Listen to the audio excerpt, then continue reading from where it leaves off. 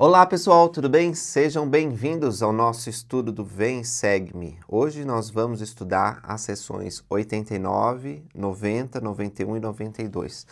Nesse conjunto de sessões tem três temas muito importantes.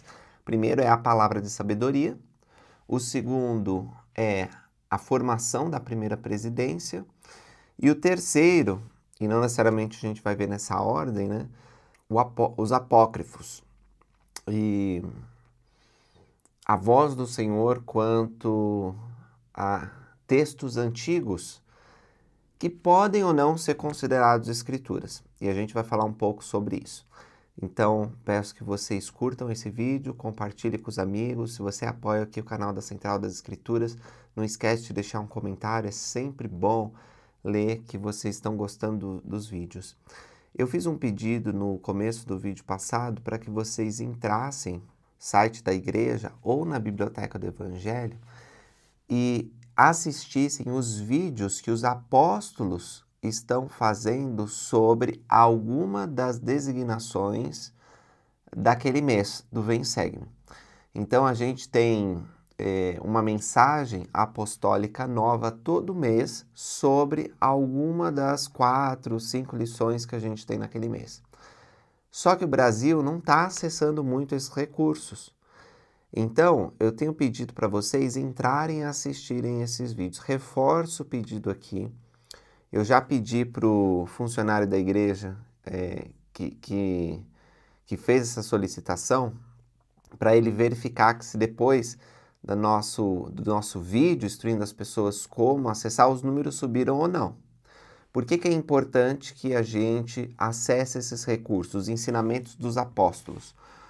Porque quando for apresentado um relatório para os membros do Quórum dos 12 Apóstolos, de que os membros estão assistindo e sendo beneficiados com esses recursos, eles vão continuar fazendo e até vão fazer mais coisa em língua portuguesa.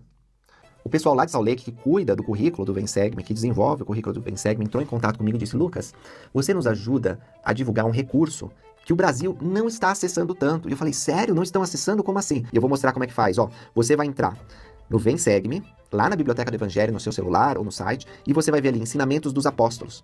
Você sabia que os membros do Quórum dos Apóstolos estão gravando vídeos todo mês sobre uma das lições do Vem Segue-me?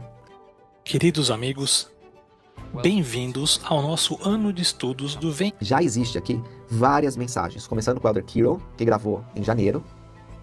Queridos irmãos e irmãs de todos os lugares do mundo, é com grande amor que eu e a irmã Gong lhes damos as... Tem várias mensagens, então eu gostaria que vocês aprendessem a acessar isso e que assistissem todos os vídeos. O pessoal lá vai ver: nossa, o Brasil está acessando, vamos trazer mais conteúdo português para eles. Vamos falar isso para os apóstolos: ó, o Brasil está acessando e nós temos que ter mais conteúdo do Vem Segue-me com os apóstolos. Já pensou? Então, meus irmãos e irmãs, a igreja, ela está cheia de conteúdo maravilhoso no site, nos aplicativos, mas a gente não está indo lá e acessando. Eu convido vocês a fazerem isso, pedir para que vocês convidassem outras pessoas a virem aqui e assistirem. É muito importante que a gente acesse os materiais oficiais da igreja. Eu amo trazer o Evangelho de Jesus Cristo, as lições do Evangelho de Jesus Cristo aqui para vocês, mas a minha intenção é que vocês aprendam como usar esses recursos oficiais da igreja e como se beneficiar na sua vida pessoal, na sua família, para preparar uma aula no seu chamado, né, no reino de Deus. Então, por favor, vão lá. Eu reforço o pedido. Muitos de vocês me disseram: Lucas, estamos acessando, estou compartilhando nos grupos, mas tem alguns que ainda não fizeram isso. Então vão lá, ó, Ensinamentos dos Apóstolos, dá para acessar no site. Eu vou deixar o vídeo que eu fiz curtinho de como você pode entrar na Biblioteca do Evangelho. Vai lá no Vem Segue, no Vem Segue vai ter os Ensinamentos dos Apóstolos e começar a assistir esses vídeos. Já tem uns 7, 8 vídeos lá colocados e todo mês tem um novo. Vamos para a nossa grande lição, Doutrina e Convênios 89. Sabe que essa sessão aqui ela é muito famosa porque ela fala da palavra de sabedoria. A palavra de sabedoria é uma lei do Senhor que foi revelada em nossos dias para abençoar o nosso corpo e o nosso espírito. Ela é específica desses últimos dias Embora, como eu vou mostrar para vocês, esse princípio sempre existiu. Uma coisa importante sobre a palavra de sabedoria é que ela é um mandamento que foi apresentado aqui em 27 de fevereiro de 1833 por um problema doméstico, digamos assim. A escola dos profetas, eu contei para vocês na aula passada, foi estabelecida, eles começaram a ter aula, só que naquela época era comum eles mascarem tabaco, depois cuspirem. Eu nunca vi esse tipo de coisa, né? Mas eu vejo as descrições, não sei se alguém ainda faz isso hoje em dia, mas naquela época era comum, era moda, modinha. Ficava mascando e dava um cuspe e aquilo grudava no chão. Fora a fumaça que subia, né? E ficava ali aquele cheiro fortíssimo. Acabada a reunião, quem ia limpar o local para a reunião do próximo dia ou para alguma outra reunião que às vezes precisava acontecer, porque não tinha uma capela, ali era o local de reuniões dos líderes da igreja, o local onde Joseph recebia a revelação e o local da escola dos profetas, né? Ali na loja do Neil Carl Whitney. E Emma, a esposa do profeta, e outras mulheres iam lá limpar. E aquilo era difícil, sabe? Quando você está lavando uma panela e é difícil de tirar aquelas coisinhas da panela, quem lava a louça sabe, né? E era bem pior, porque era no chão, era esfregar. Então, assim, quem fez limpeza pesada, talvez saiba como é difícil, né? As mãos, imagina, tinha que limpar aquele assoalho, era complicado. E Emma, de modo justo, reclamou para o profeta. Disse, olha, mas que bagunça vocês deixam, não sei como é que foi a discussão, mas Joseph entendeu o recado que a esposa dele não estava feliz com aquilo. E ele foi perguntar ao Senhor. E aí nós temos essa introdução aqui, ó. O fato de os irmãos daquela época mascarem tabaco em suas reuniões levou o profeta a ponderar sobre esse assunto. Tudo bem, tá certo, mas não foi só isso, né? Aqui resumiu bem. Além deles mascarem tabaco, é a sujeira que eles deixavam para Emma e outras mulheres limparem. Por conseguinte, o profeta inquiriu o Senhor a respeito disso, e o resultado foi esta revelação conhecida como a palavra de sabedoria. Algumas pessoas, eu já vi essa crítica, se incomodam que certas revelações e certos procedimentos da igreja surgem devido a um problema. Então eu já vi pessoas reclamando, nós vamos estudar mais para frente, sobre a revelação que interrompeu os casamentos plurais. E está na declaração oficial. Eles dizem assim, se não fosse a pressão política, a igreja nunca tinha acabado com isso.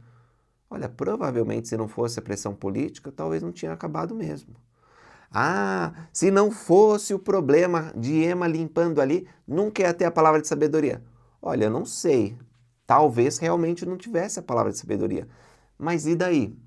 Qual é o problema? Deus sempre, em seu cronograma sagrado, escolhe momentos de nos revelar sua palavra que são mais apropriados para o povo entender seus mandamentos e achar uma solução, uma libertação. Não foi assim na Bíblia? Ora, quando os gentios começaram a se interessar pelo Evangelho, o Senhor enviou uma revelação para Pedro, colocou aqueles animais considerados imundos em um lençol flutuante e disse, come. E Pedro, eu nunca comi nada imundo. E o Senhor disse, come. Não faça imundo o que Deus purificou. Então, alguém pode ver, Pedro estava preocupado naquela situação porque os gentios, o Senhor tinha mandado pregar a todo mundo e ele estava preocupado como fazer isso. A revelação foi bem propícia, então. Claro que foi propícia. É assim que funciona no reino de Deus. É assim que funciona na nossa vida. Deus, ele geralmente revela a sua vontade quando nós temos um desafio, temos um obstáculo e precisamos de solução para poder ir avante. Então, ninguém pode desprezar essa revelação por ter surgido de uma ocasião que, aos olhos de alguns, seria trivial, né? Seria algo assim comum, como uma limpeza de um salão. Deus se importa até com as pequenas coisas.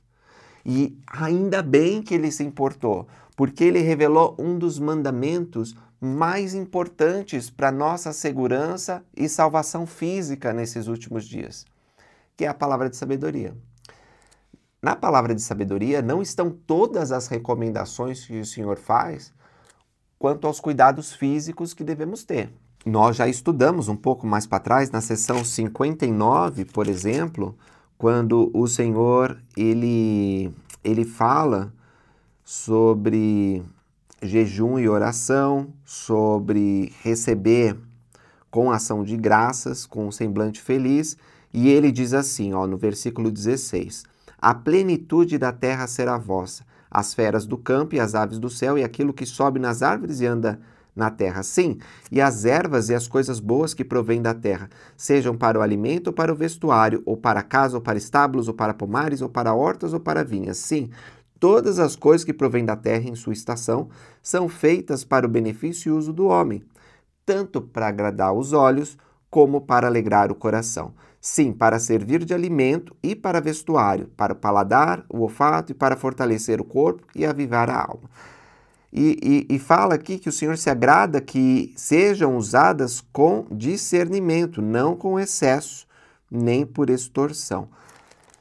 Na aula passada mesmo, na sessão 88, a gente estudou sobre a importância de se recolher cedo, né? Dormir cedo, para que quando a gente acorda a nossa mente, ela esteja fortalecida, o nosso corpo e a nossa mente. Então, vários conselhos o Senhor dá porque Ele se importa com as coisas que nós chamamos de materiais ou temporais. Para Deus não há uma separação entre coisas espirituais e temporais. Para Ele tudo é espiritual. Deus ele não vê essa divisão. Mas nós vemos, né? E a gente reparte assim as coisas. Eu vou me dedicar às coisas espirituais, é coisa da igreja, ler escritura. As coisas temporais é trabalho, é salvar dinheiro, é estudar. Mas Deus ele não vê isso. Tudo para ele é espiritual. Então, quando ele dá conselhos sobre o que nós devemos comer, o que nós devemos vestir, como nós devemos proceder no nosso dia a dia, questão de acordar cedo, de fazer exercício, é porque ele se importa com o nosso espírito, porque as coisas materiais ou temporais afetam também o nosso espírito. Então, ao ler esta palavra de sabedoria, lembremos disso, que os conselhos que estão aqui, eles vão muito mais do que conselhos para nossa saúde física. Eles são conselhos para a nossa saúde física, mas eles também têm conotações espirituais muito importantes. Aliás, são mais importantes, porque pensa bem, se você não cumpre a palavra de sabedoria, você não pode entrar no templo, na casa do Senhor, onde você faz convênios para a eternidade com Deus e recebe o juramento do sacerdócio, como nós estudamos em Doutrina e Convênios 84, onde você se torna herdeiro de promessas celestiais. Você deixaria de ser digno de entrar no templo por não viver a palavra de sabedoria? Pensa nisso. É sério. Algumas pessoas desprezam essa revelação, dizendo, não, o Senhor não vai me pedir de entrar no céu por uma xícara de café. Realmente, se a questão fosse uma xícara de café, talvez ele não te impediria. Mas a questão é a obediência. E sendo que uma xícara de café te faz ser desobediente ao mandamento de Deus, sim, isso te impede de entrar no reino celestial. Vamos lá, vamos ler e vamos tentar responder algumas perguntas, porque sempre tem muitas perguntas sobre a palavra de sabedoria. Eu espero que nessa aula você aprenda como buscar revelação para responder suas próprias perguntas sobre esse mandamento. Uma palavra de sabedoria, é por isso que chama a palavra de sabedoria, porque o Senhor começa com essa revelação. Na verdade, aqui não é tanto a revelação, aqui aparentemente é uma introdução que o profeta Joseph Smith fez. E a revelação mesmo começa no versículo 4, mas ele dá essa introdução inspirada, tá bom?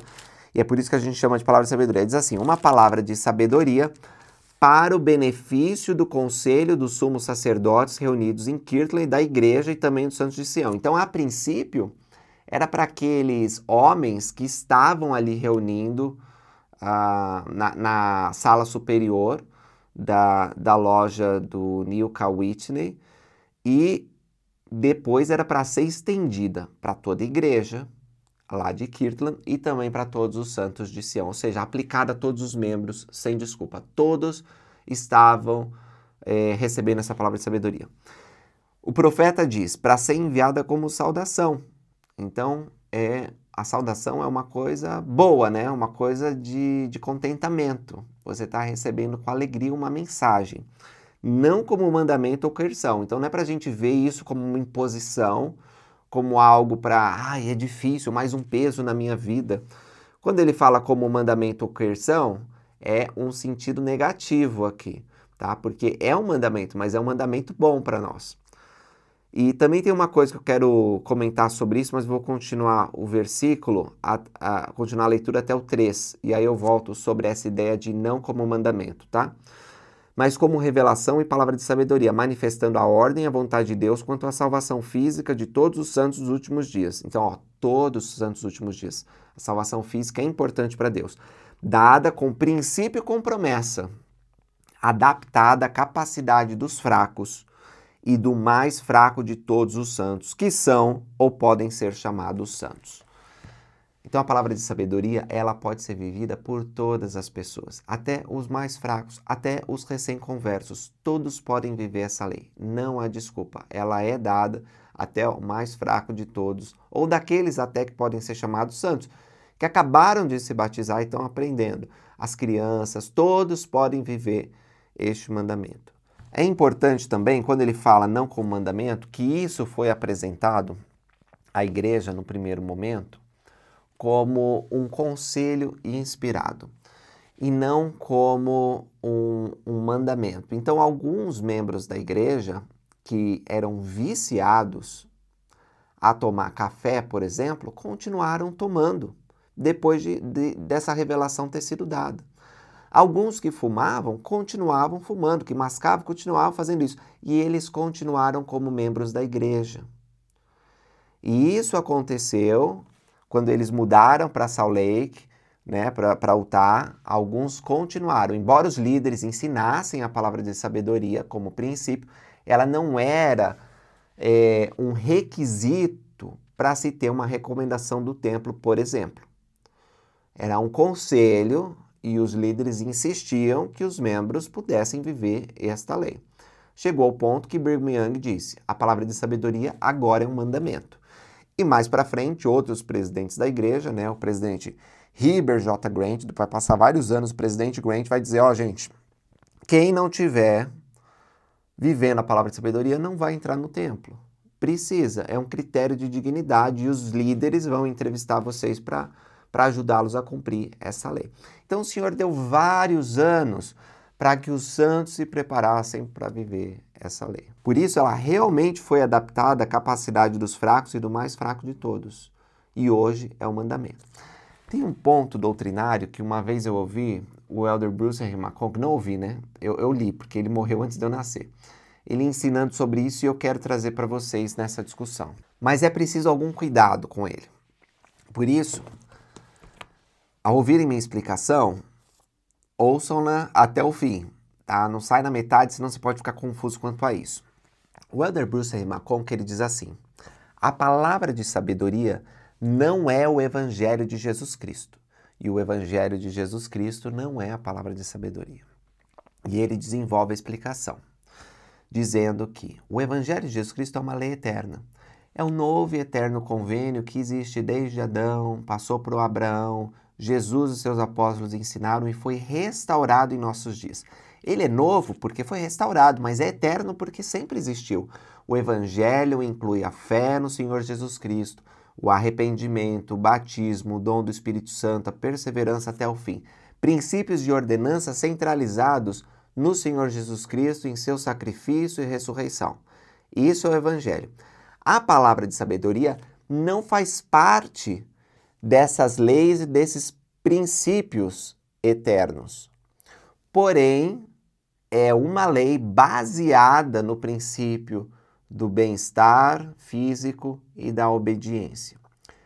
A palavra de sabedoria é uma lei para nossa época. Como nós leremos aqui, ela foi dada porque o Senhor conhecia às dificuldades que surgiriam em nossos dias. A palavra de sabedoria para Moisés e seu povo eram diferentes e permaneceram daquele jeito por muito tempo, até a época dos apóstolos de Cristo, quando certas substâncias e quando certos alimentos eles não foram mais proibidos. Mas para Moisés, eles tinham uma lista de animais que eles podiam consumir e outras que não podiam. O modo de preparo de alguns animais, claro que era para propósitos ritualísticos, mas tinha que seguir um procedimento. E nós não vivemos. Hoje você pode comer bacon, por exemplo, não é verdade? Na época de Moisés você não podia. A palavra de sabedoria era diferente, mas eles tinham uma lei de saúde. A mesma coisa nós temos hoje. Existem outras religiões que têm também seus códigos alimentares. Seja porque eles acham esses códigos alimentares no Velho Testamento, ou seja porque eles entenderam que certos alimentos não eram bons. Por exemplo, os adventistas do sétimo dia também não tomam café, como nós não tomamos, né? Eles não acharam isso na Bíblia, porque a Bíblia não fala de café. Mas nós não tomamos. E eles também não tomam. Eles têm uma outra fonte para decidir isso que eu desconheço, né? Nós temos uma revelação. Então, é importante saber que existem leis de saúde em várias religiões e a nossa vem de uma revelação. Assim como a revelação que instituiu que certos alimentos não eram próprios para o homem, veio na época de Moisés, mas já não é exigida hoje. Cada povo e cada época recebe mandamentos específicos para as circunstâncias que eles se encontram. Deus é um Deus vivo. Por isso que o Elder Bruce McConkie disse que a palavra sabedoria no Evangelho, porque o Evangelho é o mesmo, tem sido o mesmo, em todas as épocas. Adão foi batizado, Abraão foi batizado, Jesus foi batizado, o nosso Salvador, e nós temos que ser batizados no nome dele. Agora, a palavra de sabedoria é diferente. Aí você me disse, mas Lucas, quer dizer então que um dia a palavra de sabedoria vai acabar? Eu não sei. Talvez quando o Senhor Jesus Cristo voltar e não exista as circunstâncias que o fizeram dar esta lei, não existam mais, talvez vai acabar. Algumas pessoas dizem assim, Lucas, Jesus bebeu vinho? Bebeu. Tem gente que tenta amenizar, né, para tentar ficar parecido com a palavra de sabedoria que temos hoje, que nos proíbe álcool, e dizem assim, não, era um suco de uva. Mas era um suco de uva que fermentava naquelas condições ali. Acontecia. E podia ter um teor alcoólico às vezes alto. Então, acredito sim que tinha suco de uva, mas acredito também que Jesus bebeu vinho.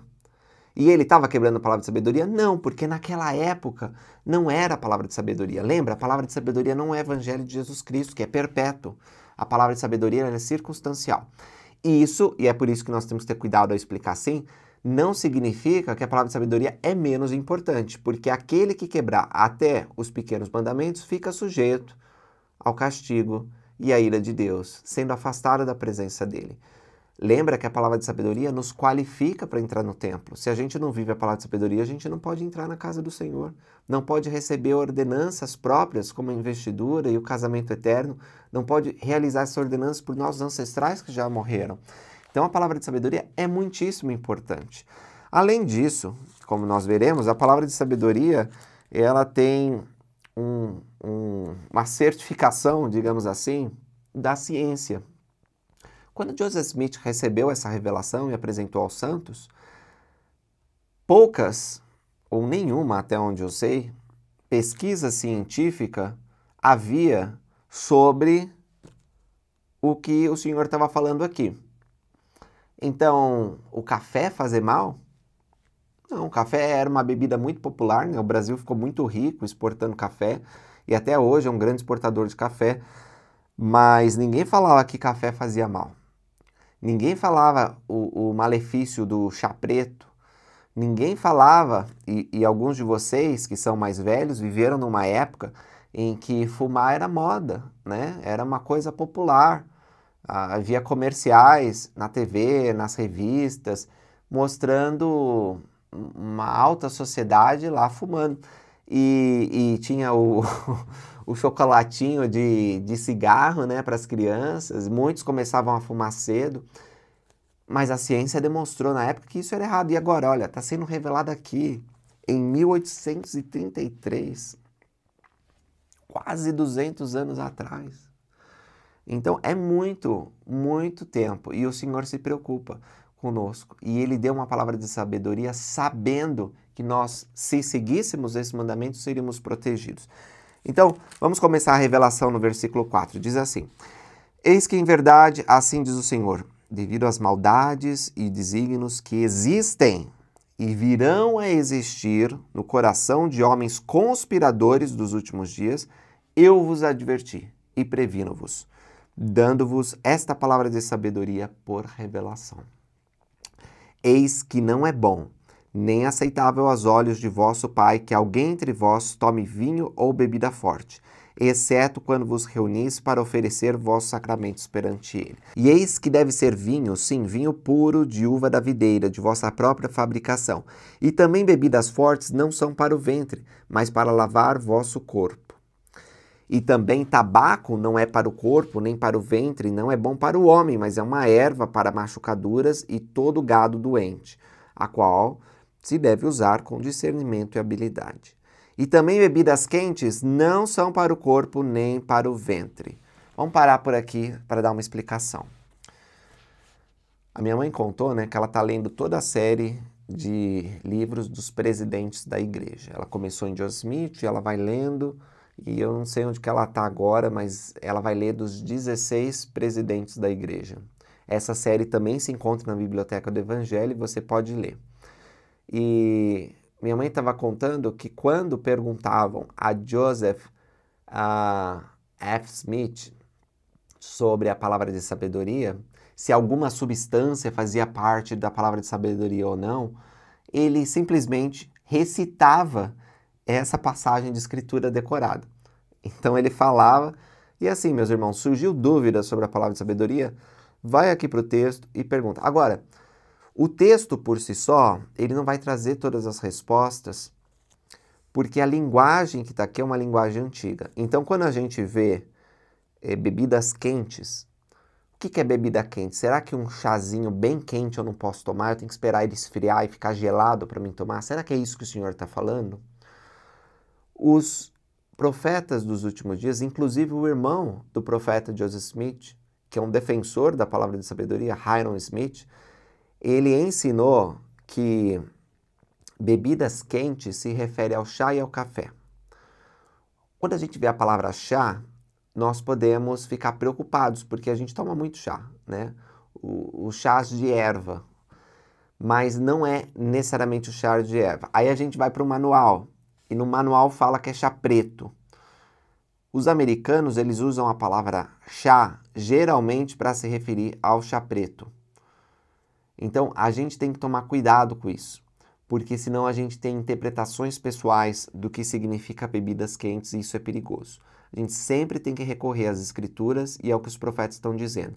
Para as pessoas que dizem que aqui não está escrito café e chá preto, por isso elas podem ficar tomando café e chá preto, eu digo, vai ver o que os profetas estão ensinando, os profetas vivos. A revelação, a restauração está em andamento e a revelação é contínua. Portanto, se o presidente Nelson ensinou, junto com o presidente Gordon B. Hinckley, presidente Thomas S. Monson, todos esses profetas dos últimos dias têm ensinado que a gente não deve tomar café e chá preto, tem mantido isso nos manuais, está nas palestras missionários, né, no pregar no evangelho. Então, como é que você quer dar uma interpretação diferente do que os profetas têm dado? Eles possuem as chaves da revelação. E digo mais, se o profeta nos últimos dias quiser incluir alguma coisa na palavra de sabedoria, ainda que não esteja aqui no texto, ele pode.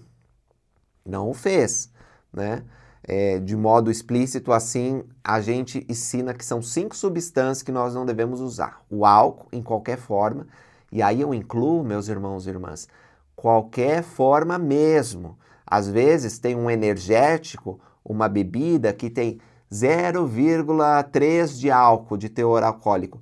Isso aí a gente não pode consumir, porque isso tem álcool. Se você consome, você não é mais digno de uma recomendação do templo. Você está quebrando a palavra de sabedoria. Claro, se você bebe sem saber, né? Depois você percebe, você pede perdão, e nunca mais toma aquilo. Ok, o Senhor perdoa. Agora, se você sabe que contém álcool, a gente tem que tomar cuidado, que no Brasil, às vezes mostra lá que é 0 álcool, mas na verdade tem álcool, porque certos regulamentos dos órgãos que controlam isso permite que um certo teor alcoólico não apareça lá na embalagem. Então, muito cuidado. E eu já falo daqui a pouco dos energéticos, né? Mas álcool não podemos tomar, se nós quisermos cumprir a palavra de sabedoria. Nós não fazemos uso também de café. Ah, mas café é descafeinado, não tem cafeína, posso? A palavra de sabedoria não está falando da cafeína necessariamente, ou melhor, diretamente, está falando do café. Então, se é café, não importa se é cafeinado ou descafeinado, não devemos tomar. Ah, Lucas, mas tem cafeína em vários lugares. Claro que tem, você pode fazer uso dependendo das circunstâncias. Às vezes uma medicação que tem cafeína você vai ter que fazer uso. Olha só, o nome é palavra de sabedoria. Implica que nós devemos ser sábios nas nossas escolhas. Tem refrigerantes que têm cafeína. Se você toma refrigerante, não é contra a palavra de sabedoria. Isso eu já vi também, né? As pessoas querendo incluir refrigerante na palavra de sabedoria. Eu vou dizer para vocês uma coisa que eu faço desde que eu voltei da missão. Eu parei com qualquer refrigerante. Isso não significa que eu possa chegar na igreja e dizer, irmãos, parem de refrigerante porque a palavra de sabedoria ensina que nós devemos parar. Isso seria apostasia, tá bom? Porque a palavra de sabedoria não faz parte, ou melhor, o refrigerante não faz parte da palavra de sabedoria. Como eu sei que faz mal para o meu corpo, eu usei minha sabedoria para incluir isso na minha lista pessoal. Da mesma maneira, se você sabe que uma grande quantidade de açúcar faz mal para você, e faz, né? Evita. Se você come camarão e passa mal, faz parte da sua palavra de sabedoria. Por que você vai escolher comer camarão se faz mal? Ah, mas eu gosto muito, quero estar com os amigos. Não, não vai. Então, são outras substâncias, outras coisas que fazem pessoalmente mal, mas que não estão nessa lista básica, que você pode incluir pessoalmente, tá bom? Mas vamos voltar para essa lista que é a básica, que é a lei da palavra de sabedoria, coisas que nós... Não é que a gente evita, é que a gente não usa. Se usar, está quebrando um mandamento, está quebrando uma lei da igreja. Vamos voltar ali, ó. Eu falei para vocês o que primeiro? Foi o álcool, aí eu falei o café, e o álcool, quero incluir até aquilo que é produção caseira, porque ele fala aqui na palavra, a não ser que seja vinho da sua própria fabricação. O vinho aqui, meus irmãos, naquela época era permitido, o sacramento até era feito de vinho, aí o Senhor enviou um anjo para eles, ó, não vai comprar vinho dos seus inimigos, vocês têm que fazer vocês mesmos. Mas com o tempo, com a dificuldade de conseguir isso, a igreja passou a usar água, e os profetas que possuem as chaves disseram, é isso mesmo, então é água, tá bom? Não há nenhum problema. O vinho nós não tomamos, porque o vinho tem álcool. Agora, se for vinho no sentido de suco de uva, que eu adoro, faz bem pro coração, é muito bom, ok, aí pode, suco de uva, não é vinho. Então, vinho, se for alcoólico, não pode, não importa o tipo de vinho. Ah, mas eu gosto muito, agora que eu me converti, eu vou ter que parar. Vai ter que parar, tá bom? Carrega a sua cruz, é assim que é. Então, ó, álcool não pode também, já esqueci a ordem que eu estava falando, café, né? Chá preto, o chá preto também não pode, meus irmãos e irmãs. E o que nós devemos tomar cuidado é que as ervas, elas podem ser processadas ou manipuladas de diferentes maneiras. Minha mãe trabalhou com ervas medicinais por muito tempo e as ervas são uma bênção. Nós lemos em todas as escrituras, tanto no livro de Mórmon como na Bíblia, como as ervas elas trazem benefício para as pessoas. Elas são remédios naturais. Quando usadas apropriadamente, elas trazem cura. Agora, exatamente por serem remédios, nós temos que usar corretamente. Até o Senhor fala aqui, né, que o tabaco, por exemplo, é para machucaduras. Então, certas ervas são para machucaduras. Tem um chazinho que a gente pode tomar para descansar, né? Às vezes uma camomila, assim, para te acalmar. Mas se a gente tornar tudo um hábito, pode ser perigoso. Talvez a gente até acaba viciando o nosso organismo. Então, tudo tem que ser feito com sabedoria e ordem, tá certo? Agora, o que é proibido é o chá preto. Ah, se for o chá, sei lá, O chá da espinheira santa é proibido? Não, não é proibido. Se você usar para, sei lá, uma dor de estômago, né? Ok, vai. Ah, e o chá do morango é proibido? Não, mas se tiver chá preto na fórmula, não pode. E é isso que a gente tem que procurar, ter sabedoria, tá bom? E se alguém te oferecer, você recusa, agradece, pode até explicar sobre a palavra de sabedoria e abrir nessa escritura e falar que as bebidas quentes não são para o corpo e explicar que as bebidas quentes significam o chá preto e o café. É assim. O chimarrão pode? Pode. Não está proibido. A menos que você ponha o chá preto ali, né? Na sua coisinha. Aí não tem como. Eu até esqueci o nome. É cuia, né? Você coloca e aí não tem como, tá bom? Então, tem muitas coisas que são tradicionais, que são regionais e que podem ser usadas, mas com sabedoria. Se você sente que está fazendo mal para o seu corpo, se você aprende, às vezes você não está nem sentindo, mas você aprende que aquilo vai fazer mal, é importante que consideremos nosso corpo o templo de Deus, que precisa ser preservado. E tem algumas coisas que a gente tem que cortar, tá bom? Mas aqui não é uma aula de saúde física. Não quero nunca que vocês pensem que a palavra de sabedoria precisa ser explicada sempre com base científica, até porque vocês vão encontrar alguns estudos científicos que vão falar, café faz bem. A gente sabe que tem uma indústria que não quer perder clientes, né, e que vai financiar certas pesquisas para dizer que as substâncias proibidas, elas são ok, pode beber que não faz mal. E a gente sabe que não é assim, né? Então, a gente não depende dos estudos dos homens para poder saber o que é certo e o que é errado. Quando eles vêm, nós gostamos. A gente pode considerar essas coisas. Mas, tendo Deus manifestado sua vontade, sempre vai ser o melhor. Sempre vai ser o certo. Isso não é obediência cega, porque o Senhor exige que nós descubramos se é a vontade dele por revelação. E uma vez que nós saibamos que é revelação, a gente pode seguir com confiança. O mundo inteiro pode falar que fumar faz bem, como aconteceu nos anos 70, 80. E, na verdade, estavam errados, não é? Desenvolveram câncer, desenvolveram doenças respiratórias. Foi terrível. Isso porque não se atentaram à palavra de sabedoria. Deus, ele falou em 1833. Além do chá preto, nós temos o fumo também. E nós não devemos usar drogas que viciem nosso corpo, que são prejudiciais, que nos deixam alienados da realidade. Antes, na época que eu fiz missão, eu ensinava as drogas ilícitas, que eram proibidas pela lei. Mas muitas legislações do mundo estão liberando essas substâncias. Então, eu não posso mais falar que é ilegal, né? Tem alguns estados dos Estados Unidos que a maconha é legal. E existem forças para que aqui no Brasil e em outras partes do mundo, drogas perigosíssimas sejam liberadas. Ah, nem é tão perigoso assim. Bom, vai estudar um pouquinho para você descobrir.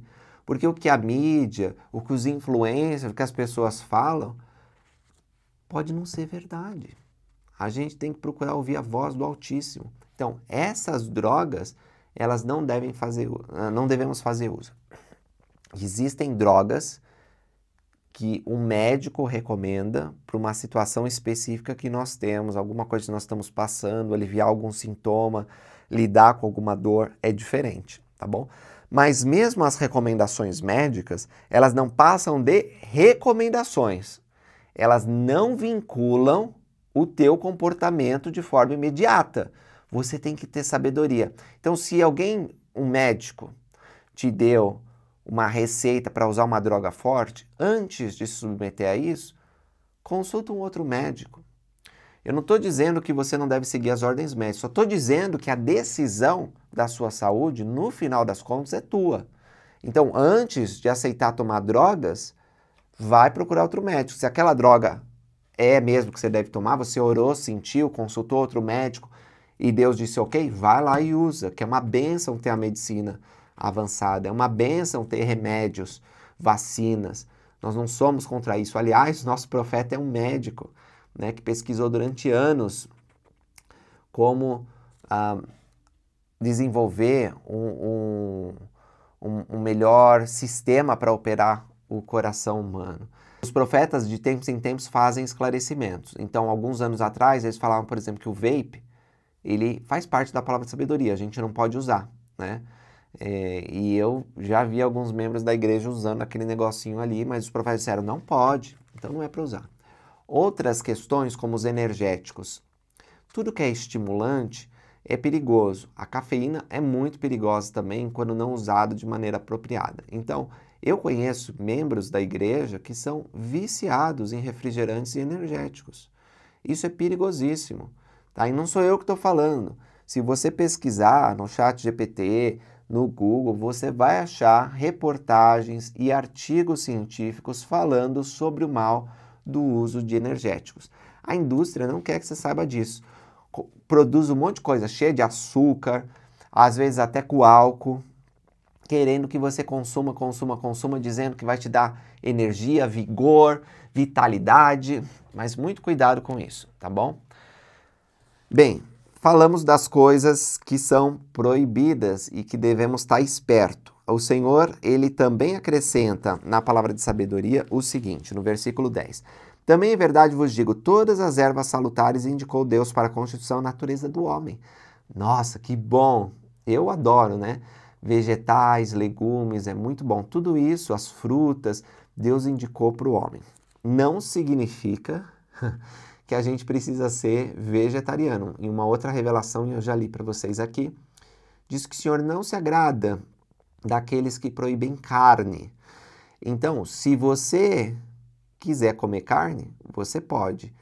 Se você quiser parar com a carne, você pode também, porque você é livre, meu irmão e irmã. Você não vai perder sua recomendação do templo se você decidir ser vegetariano. Só você não tem que ficar ensinando isso como se fosse a lei de Deus, porque não é. A lei de Deus, ela permite que comamos carne. O Senhor não se agrada daquele que proíbe carne. Só que a gente tem que comer parcamente. A gente tem que comer adequadamente, porque a carne em exagero ela faz mal também. E o Senhor incluiu isso nas revelações. Nós temos que comer com sabedoria. Toda erva em sua estação e toda fruta em sua estação. Todas essas para serem usadas com prudência e ação de graças. Sim, e também a carne de animais e das aves do ar, eu, Senhor, indiquei para o uso do homem com gratidão. Contudo, devem ser usadas moderadamente. Olha lá, a carne, moderadamente. Agrada-me que não sejam usadas a não ser no inverno ou em tempos de frio ou de fome. Então ele está dizendo para aquele povo, nas circunstâncias que viviam nos Estados Unidos naquela época, que era melhor que eles comessem carne no inverno, tá certo? Em tempos de frio ou de fome. Isso aqui a gente não tem que tirar da Escritura e dizer numa reunião que está planejando o churrasco da ala, que irmãos, vamos esperar até o inverno para fazer um churrasco, porque o Senhor disse no versículo 13 que não podemos usar carne a não ser quando seja frio. Não é isso que está dizendo aqui, tá bom? Quando nós formos interpretar as Escrituras, nós precisamos levar o contexto e nós precisamos ter o espírito de revelação, vendo quais são os princípios por trás daquilo que se aplica para nós ou não. Então, retirar o versículo 13 e dizer que não podemos fazer churrasco no verão é um uso equivocado da palavra de Deus que está aqui. Todos os grãos são indicados para o uso do homem e dos animais, para ser o esteio da vida. A aveia é muito bom, não é? As sementes são muito boas. E diz assim, não só para o homem, mas também para os animais do campo e das aves do céu e todos os animais selvagens que correm ou rastejam na terra. E estes fez Deus para o uso do homem, apenas em época de escassez ou de fome excessiva. Mais uma vez, aqui não está dizendo que a gente só pode comer grão em época de escassez. Então, essas escrituras se aplicavam numa época e numa circunstância que era bem mais difícil. Os Estados Unidos, eles têm um inverno muito mais rigoroso do que nós temos aqui no Brasil. Então, eles precisavam estocar esses grãos para quando houvesse época de escassez. Todos os grãos são bons para o alimento do homem, como também o fruto da videira, aquilo que produz o fruto, seja na terra ou acima da terra. Contudo, o trigo para o homem, o milho para o boi. Mais uma vez, não está dizendo que só o boi pode comer milho. Lembra que ele falou no versículo acima que todos os grãos são bons para o homem. e a aveia para o cavalo, e o centeio para as aves, e os porcos, e para os animais do campo. E a cevada para todos os animais úteis, e para bebidas suaves, como também outros grãos. E todos os santos, agora, o versículo 18 até o 21, contém a promessa de Deus. Nós falamos muitas coisas que não podemos comer, tomar, fazer uso, e coisas que o Senhor quer que façamos uso, tá? Algumas moderadamente, outras com mais abundância, mas Ele quer que façamos uso. E aí então a gente vem para o versículo 18 a 21, que contém as promessas daqueles que cumprirem a palavra de sabedoria. Diz assim: todos os santos que se lembrarem de guardar e fazer essas coisas, obedecendo aos mandamentos, repetindo então as 5 substâncias, não tomando café, não tomando chá preto, não tomando nenhum tipo de álcool, não usando drogas e não fumando, os santos que se lembrarem de guardar e fazer essas coisas, obedecendo aos mandamentos, receberão saúde para o umbigo e medula para os ossos. Aqui está prometendo uma bênção de conotação física. A sua saúde física vai ser aperfeiçoada porque você está se lembrando de guardar os mandamentos de Deus. E a gente vê isso. A gente vê que os santos que guardam esses mandamentos, eles têm mais vigor físico. Eles têm mais medula para os ossos. Não significa que eles são imunes à doença. Não significa que eles não vão desenvolver problemas de saúde em algum momento da vida ou que não vão ter doenças crônicas. As doenças, meus irmãos, existem para os bons e para os maus. Esse mundo de provação, ele está cheio de coisas difíceis e às vezes nós temos que enfrentar alguma provação muito séria no sentido físico. Às vezes nós não vamos conseguir nos movimentar da forma que queríamos, às vezes a nossa mente vai ser afetada, às vezes o nosso organismo, né, vai sofrer com inflamações, câncer, mas ainda assim, se nós guardamos a palavra de sabedoria, estes momentos de provação eles serão muito mais suaves do que se não guardássemos. E o Senhor vai nos abençoar, mesmo na época de doença. Isso não significa que a cura vai vir quando a gente quer, mas ela certamente virá no momento que Deus determinar. Às vezes, o alívio da morte vai providenciar uma ressurreição gloriosa, porque nós obedecemos a Deus, mesmo quando era difícil. E o versículo 19 diz: encontrarão sabedoria e grandes tesouros de conhecimento sem tesouros ocultos. Então, além do benefício físico, nós vamos ter um benefício mental ou intelectual, porque as pessoas que guardam a palavra de sabedoria, elas têm uma capacidade mental ampliada. Nós encontramos esses tesouros de conhecimento. Eu vi isso na faculdade quando eu estudava. Quando as pessoas que tomavam energéticos ou tinham uma noite animada antes da prova, vinham com aquela ressaca, dor de cabeça ou muito ansiosos, como eu guardava a palavra de sabedoria, a minha mente era tranquila. Preocupado com a questão que eu tinha que responder à prova, com certeza, mas ainda assim podia acessar esses tesouros de conhecimento que o Senhor promete. Sim, tesouros ocultos. E correrão e não se cansarão, e caminharão e não desfalecerão. Mais uma vez, promessas físicas aqui para o nosso corpo. Uma vez o presidente Altdorf disse, eu não entendia, né, quando ele estava na época se preparando para ser piloto, como é que esses meus colegas que quebram a palavra de sabedoria, né, eles estão correndo aqui junto comigo, alguns até me ultrapassam. Ele ficava com essa dúvida assim, mas eles têm esse vigor, né? Eu que estou tendo a palavra de sabedoria devia ter mais vigor que eles. Mas, embora ele não tenha recebido a resposta naquele momento, ele percebeu que com o tempo a palavra de sabedoria abençoava ele. E aquelas pessoas que descumpriam a palavra de sabedoria, elas acabavam não recebendo as mesmas bênçãos, porque a palavra de sabedoria, ela não tem apenas bênçãos físicas de correr e não se cansar, mas como eu falei, bênçãos mentais e principalmente bênçãos espirituais. Olha só o que fala o 21. Eu, Senhor, faço-lhes a promessa de que o anjo destruidor passará por eles e não os matará.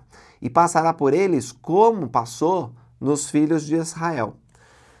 Quando a última praga estava para ser enviada para os egípcios, para que Moisés conseguisse retirar os filhos de Israel da escravidão, o Senhor ordenou que eles tingissem os umbrais da porta com sangue de sacrifício de animais, para que o anjo destruidor não matasse o primogênito. Então, todos os que não tinham feito isso, o anjo destruidor tirou a vida do filho primogênito. E houve grande lamentação no Egito, e o faraó deixou eles partirem. O anjo destruidor não é Satanás, tá?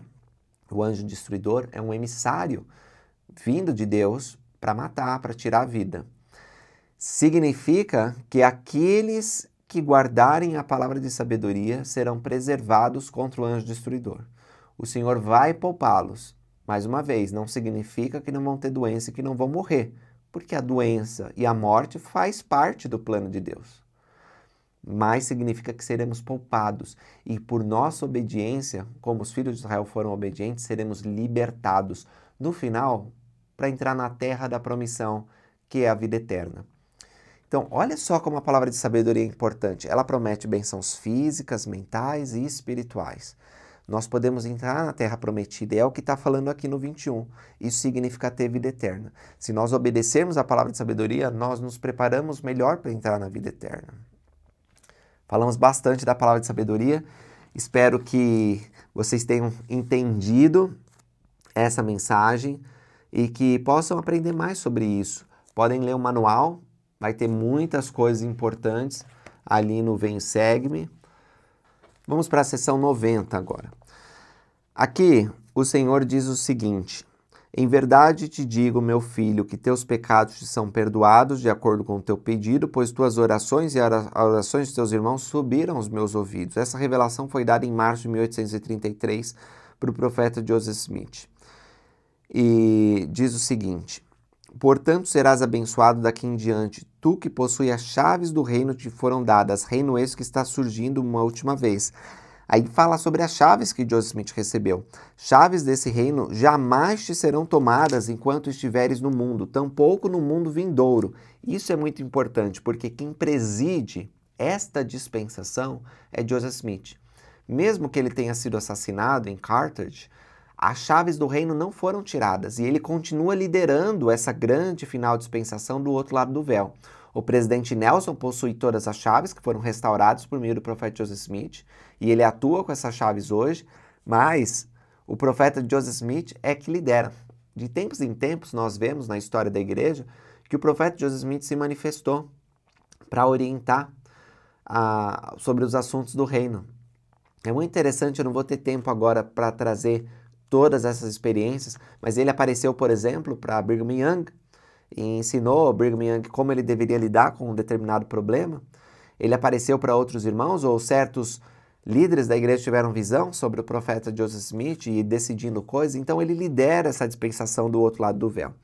Contudo, por teu intermédio, os oráculos serão dados a um outro, sim, a igreja. De fato, Joseph Smith passou essa autoridade a outros homens antes de morrer, que é o quórum dos 12 apóstolos, que foi organizado. E todos os que receberem os oráculos de Deus, que se acautelem de como os consideram, para que não os menosprezem e se ponham assim sob condenação, e tropecem e caem quando descerem as tempestades e assoprarem os ventos, e caírem as chuvas e baterem contra a sua casa.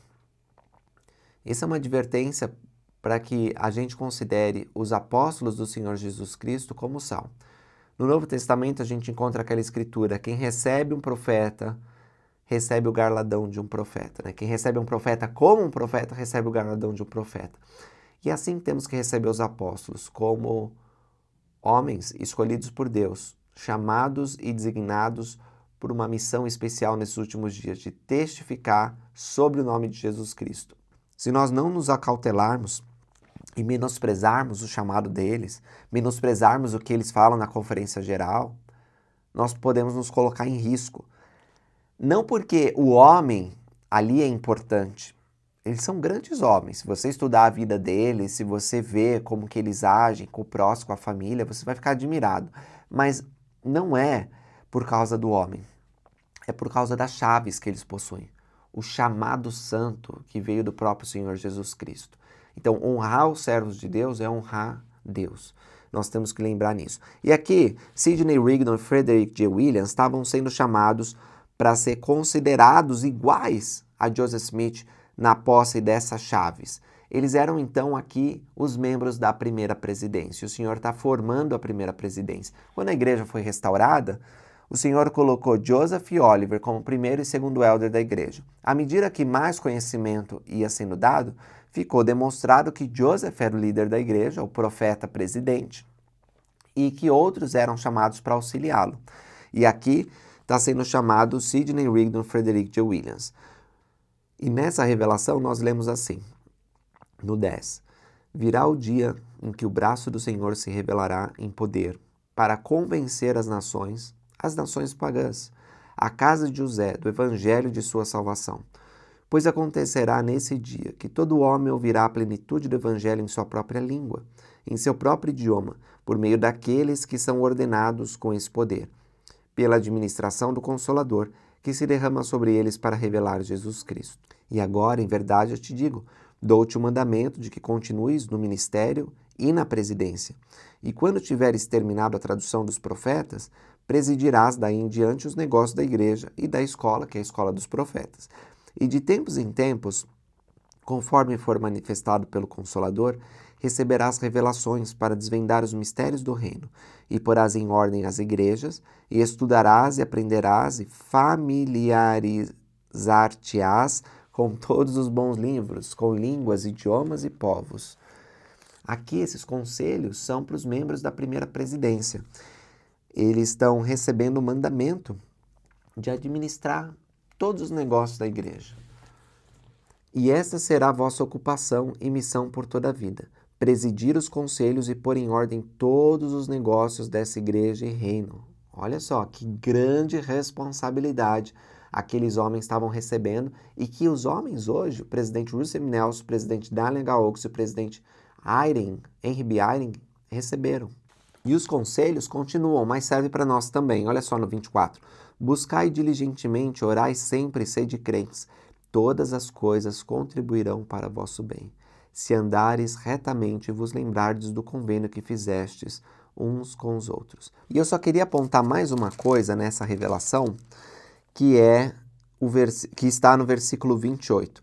Também em verdade vos digo, desejo que minha serva Viena Jacques receba dinheiro para pagar suas despesas e suba para a terra de Sião. E aí continua dando conselhos para ela.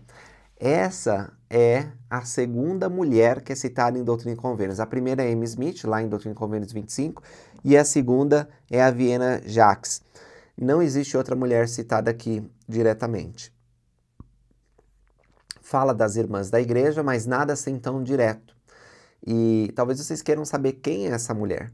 Ela é uma conversa na igreja que doou muitos de seus bens para Sião e mudou para o Missouri para poder cumprir a ordem do Senhor de se coligar. Quando ela foi expulsa, ela continuou seguindo os santos, né? Todos os santos foram expulsos e ela foi para o oeste e morreu fiel. É uma mulher que é digna de ser mencionada nas Escrituras. O Senhor se preocupava com ela. Eu vou deixar o link para vocês aprenderem mais sobre ela na descrição e ver a história dessa membro da igreja. Uma irmã comum, como você pode encontrar na sua própria ala, hein? Talvez você vai encontrar algumas irmãs que se encaixem nessa descrição, que são irmãs que desejam consagrar a sua vida ao Senhor, que fazem um grande esforço, muitas vezes silencioso, mas que o Senhor reconhece o trabalho delas. Então, quando vocês virem o nome na escritura de Viena Jacques, lembrem dessas irmãs.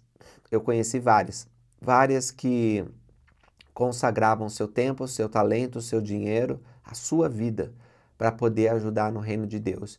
E muitas vezes não eram reconhecidas e lembradas.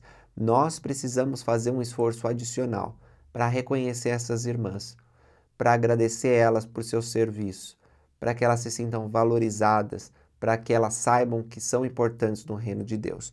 O Senhor mencionou o nome dela aqui como um lembrete de que nós temos que nos lembrar das irmãs que servem.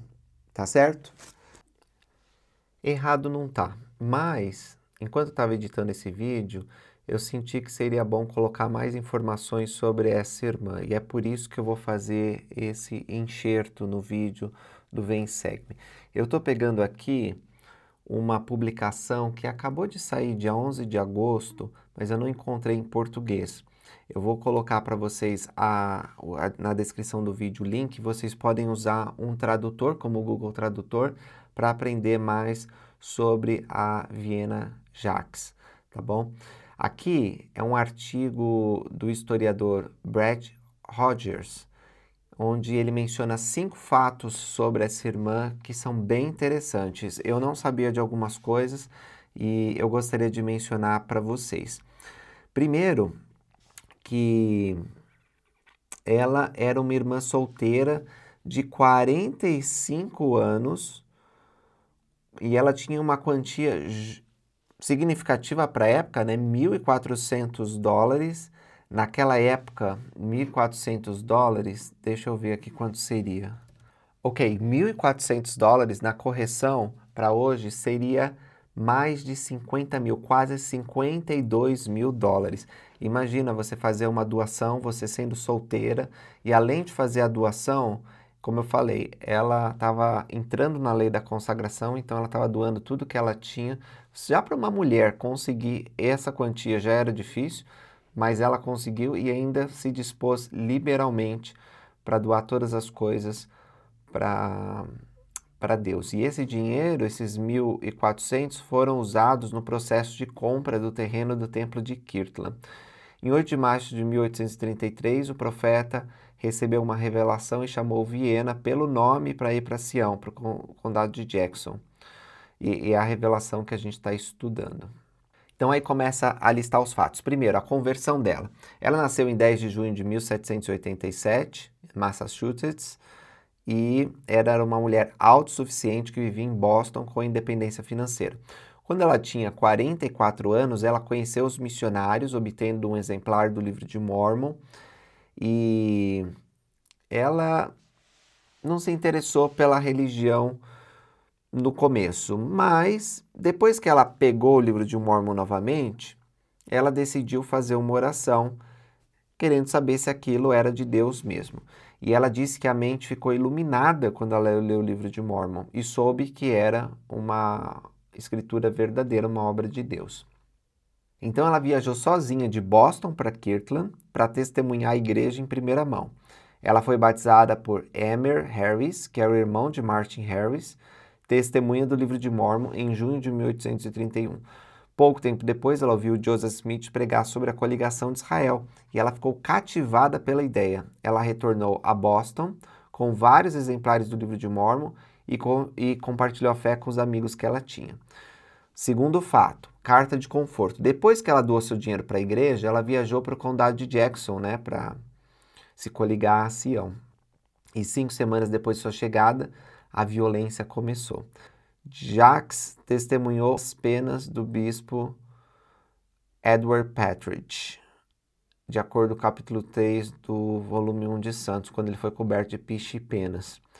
Jacques escreveu a Joseph Smith e recebeu uma resposta reconfortante no dia 4 de setembro de 1833.